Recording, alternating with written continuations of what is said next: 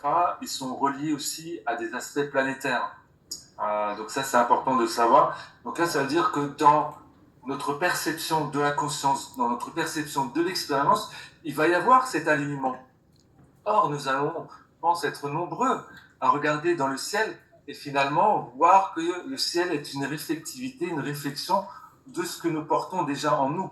Ça veut dire que dans notre expérience, qu'on puisse l'appeler expérience, qu'on puisse l'appeler rêve ou illusion ou réalité d'expérience, peu importe, dans ce que nous vivons, dans notre expérience, eh bien, ça nous ramène aussi à quelque chose qui est intérieur. Ça veut dire que, à mon sens, pour moi, c'est mon explication, bien sûr, je ne prétends pas dire une vérité ou quoi que ce soit, mais mon explication, c'est que c'est une réflectivité, une réflexion d'un alignement intérieur que nous avons à réaliser, exactement comme ce que tu dis, Anatole, pour pouvoir s'aligner au ciel. Donc au ciel, c'est-à-dire pour se permettre d'accueillir le plein déversement des fréquences du grand soleil central, du soleil central, de la lumière, et aussi des effluves de ce qu'émane, bien sûr, le cœur, le noyau cristallin, diamantin et autres multidimensionnels, omnidimensionnels